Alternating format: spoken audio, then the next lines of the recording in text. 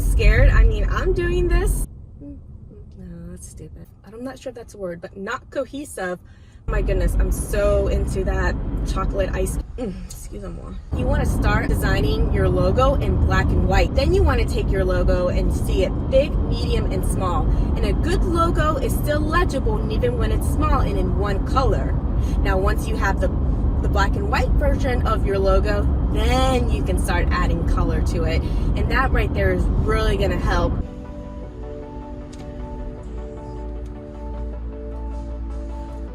Hi, I'm Nicole and I'm into it. Today we're going to talk about branding and logos. Is branding and logo the same thing? We're about to find out.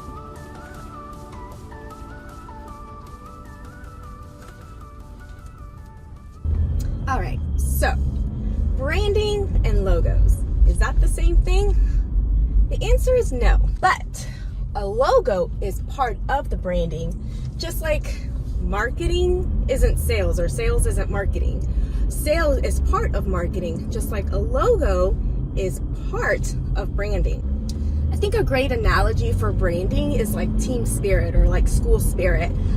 You know, we all went to high school and went to the Friday night games, and whatever your team mascot was, mine was the Sharks, Riverview High School, and we would get all excited. You know, people would make t-shirts and you would use the school colors. Ours was blue and gray, and you know, people did all sorts of things, and they were always using the branding of the school. So that means your colors, your mascot, your identity. And what that does is that really it creates like this cohesiveness to the school, you know, to the school spirit, to the school branding.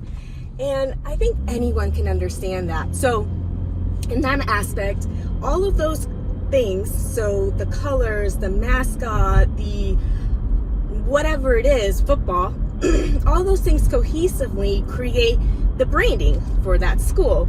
While you may not even think it that way, it really is. However, the logo is the school mascot or the name of the school, right? So that right there kind of gives a good analogy between two of them. So a logo is a picture that shows what your branding is about or what your company is about. Just because you have a logo does not mean you have branding. One of the last companies I worked for, the company had been around for a long time. So when you work for a company that's been around for many years, they kind of have like this, this nostalgia where you can actually see how their marketing has progressed. And at some point, they definitely rebranded. And so at first it was just, the name of the company, then it added some swooshes, and then the swoosh got integrated into the letter I. And when I got there, I just realized how uncohesive the branding was. They had a logo, they had different versions of the logo, but there was just no cohesiveness. And of course the brand color was blue because every technology company branding uses blue, right? And all of the blues were different. And you might ask, there's different blues? Well, obviously there's different blues, but in the world of design, there's literally a 6-digit for that. There's also even things called Pantones, which are kind of like color squabs, where they'll always be the same no matter what you do. And we'll get into more of that later. But it's really important that your blues for branding are consistent. So they're consistent in all your different marketing materials. And what I found was such a hodgepodge of different logos and colors and fonts and imagery and all these things that, if they are cohesive, actually create your branding. So what happens is that when you have, and it is branding, I mean, it's not good branding, when you have non-cohesive branding, where again, different colors, different fonts, different imagery, it's going to confuse a person because they're not going to automatically, when they see it, connect the dots. However, companies that do that so well, and let's talk about great examples, is Nike. I mean, really cool, interesting fact about Nike is that it cost them only $30 to create their logo. However, creating their branding has cost thousands and thousands of dollars. So I recently heard this video, and he was talking about the same thing I'm talking about, how logo and branding are two different things. And he gave a really good example of Nike. he said that if Nike was actually building a hotel, could you imagine what it looks like? Heck yeah, absolutely. You know, you probably have the orange and the black and, you know, a lot of the athletes and, you know, all this different imagery, the black and white. And then he goes into another brand. If Hyatt, the hotels, was creating a sneaker, what would it look like? And that right there is the difference between logo and branding. Branding is a theme, is really a good way to see it as well too. It's like your company theme. And I just encourage you, if you're starting a business, you need to love your logo. It needs to encompass who you are. It needs to also encompass your creative character. It needs to have the colors that you like, the fonts that you like. And that there is really important. And I guess that's what's called brand, personality brand maybe. Because that is true, because in reality, I'm kind of doing that right now. I'm kind of creating myself a brand. And so back in the day, you know, before the internet, before all this transparency that the internet's allowed us to have, is that companies kind of hid behind, you know, like you never had a face to these like big companies. They were always like, you know, we can do this and we can do that. And it was always very like cold in a sense, you know, but of course, in the business to business aspect, it was cold.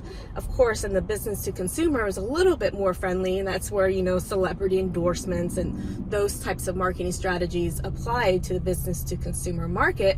But in reality, for many years, the business to business was very cold. You wanted to look professional and, you know, use these words. But what we found is that companies that are really successful now actually have that attractive character. I mean, Apple, hello, Steve Jobs, totally the attractive character for that. ClickFunnels, Russell Brunson. I mean, I can go on and on and on with this list. And so for me, I had to think about, okay, what encompasses me? So my logo story is actually something that took about like 2 years, because again, you have to love your logo, right? And so when I got married, my initials turned to NN, and I was like, oh, that's kind of cool. So maybe like N squared, right? So like N to the 2, right? And that just didn't, even though it kind of sounded cool, it didn't resonate with people. And so I showed it to someone. They're just like, it just doesn't really grab me. So I spent the next couple days just thinking of all sorts of ideas. I'm like, what can I do? What can I do?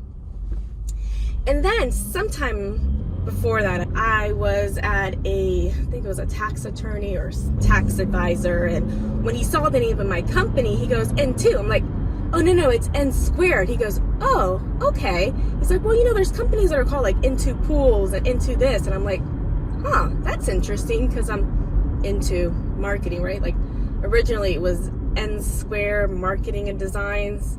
Terrible, my old logo. So it started making me think like I'm into marketing, I'm into graphic design, I'm into this, I'm into that. But then when I showed the logo, they're like, into marketing, it didn't automatically click.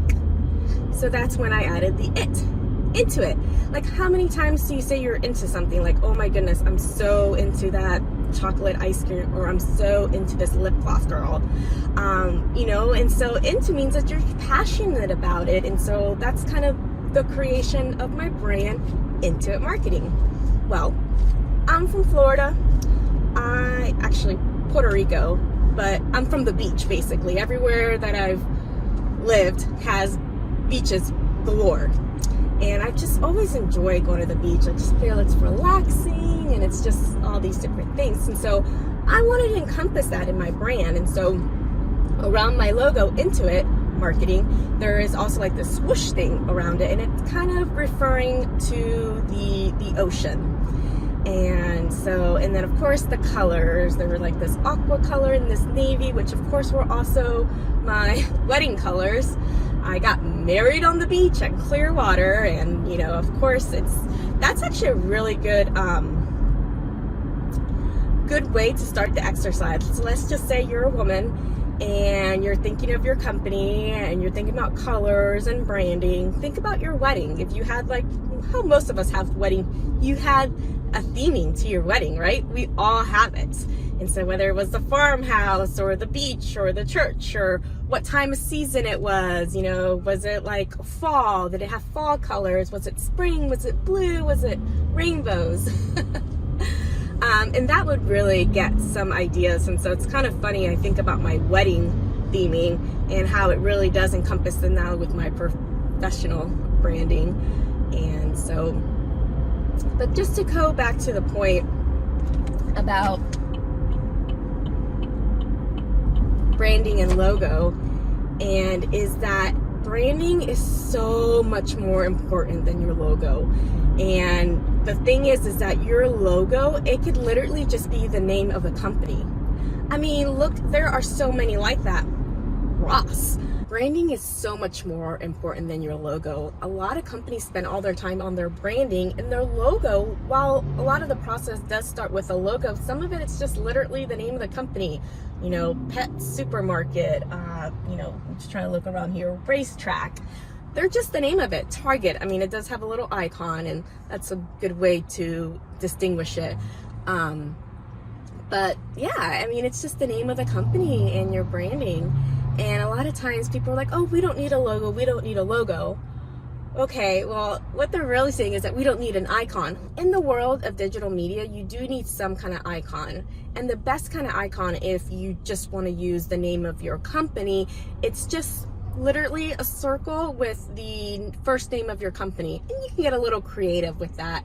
I took this really fun typography class, and we actually did that well. You just take the first letter of your logo and then just kind of put like white boxes around it and try to create something where you hide some of the letter, but you can still see that it's that actual letters. And there's so many different examples of that. So branding and logos, again, not the same thing, but a logo is part of branding. And the way a company enforces their branding is through a style guide.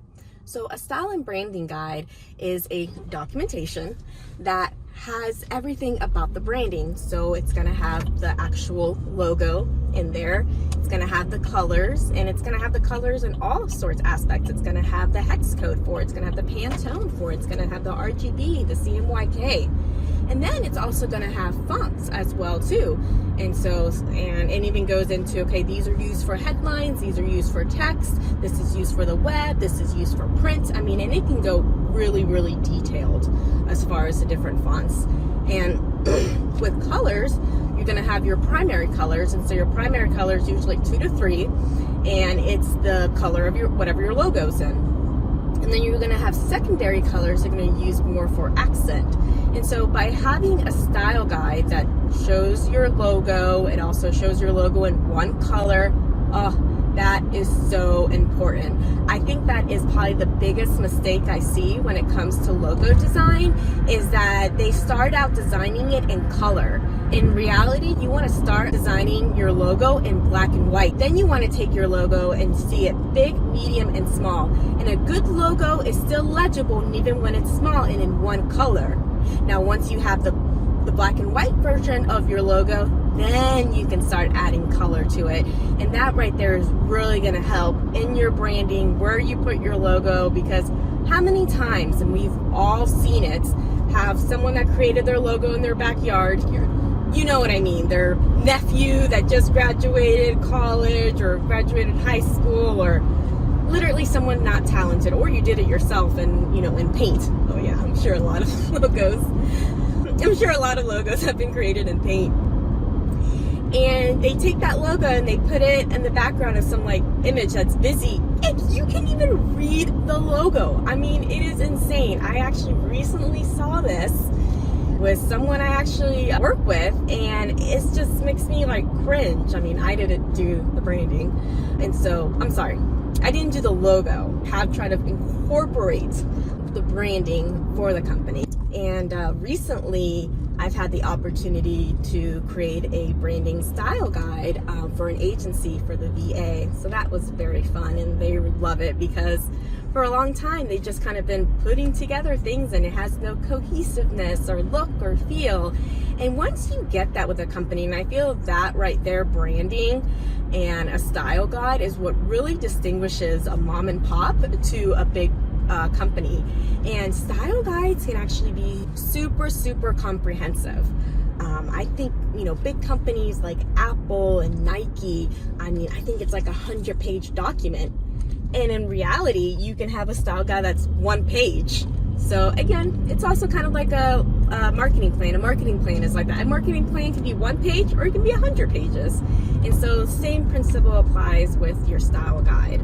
And so if you're gonna start a company, don't just think of your logo, think of your branding, think of your colors, think of your fonts, think of your imagery. And if you're having a hard time figuring it out, think about what you like. Because as a company, if it's your company, you are the attractive character. You are the face of the company. And in this day and age, you have to be that. I know we're all scared, and I want to encourage you as well too. For me, since I'm really passionate about marketing, I felt creating videos. And all right, well, that wraps it up with branding and logo. Are they the same thing? And why you really need a style guide. Thank you so much for listening. I'm Nicole, and I'm into it. Sorry, that's not really funny. Creating your logo in your background. I'm sure a lot of logos have been created in paint. I think I don't know why I did that. And hit on that subscribe and no.